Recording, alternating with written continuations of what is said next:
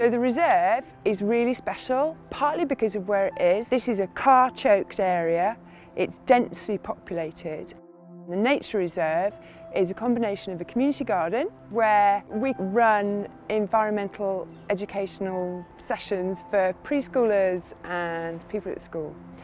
And then at the bottom of the community garden, there's a gate which goes onto 2 acres of old woodland, and that's the nature reserve. So what have we got? I've got quite a lot really. In the animals, we've got hedgehogs. There are hedgehogs. Foxes obviously use the site. A lot of bird life. We've got sparrowhawks. We're top predator, so that indicates the site is in a pretty healthy state. Wasp spiders is one of our favourites. A fantastic little beast with nice yellow and black stripes. Get the odd buzzard passing through, the odd peregrine falcon. Bats, we've got 2 or 3 species of bats. Could go on really. This place is not a park. It's a very different space to a park. It can be a quiet space. It can be a space where you can get a slow worm to wind through your fingers. You can look at frogs and tell the difference between toad spawn and frog spawn. Those kind of experiences are very difficult to attain in a city. It's a big space for community activity. We have a festival in the summer which is really well attended.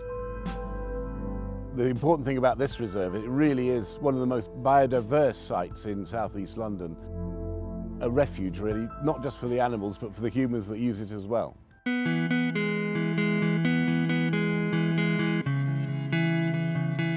Everything that goes on here is facilitated by the hut.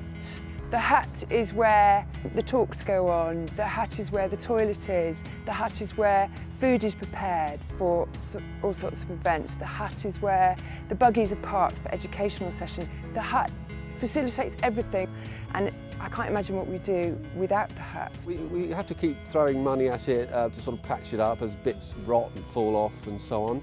But I think we're getting to the point now where I think we've reached the limit of that approach. Our intent with the hut is to create something more permanent.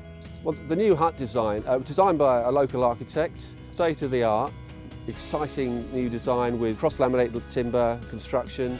It's got a green roof, a living roof, it's got solar panels on top.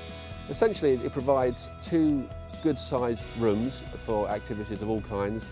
And then there's all these sort of ancillary stuff like good-sized kitchen, storage space, toilets, all the rest of it. What you need to deliver a project like this is imagination, time, energy, all those things. We've got all those things. What we don't have is the money. So this is all about raising that money that we need, a considerable sum of money, but not so much that you wouldn't think it's impossible. If people want to get involved, of course, we welcome donations. We also welcome their energy and their time.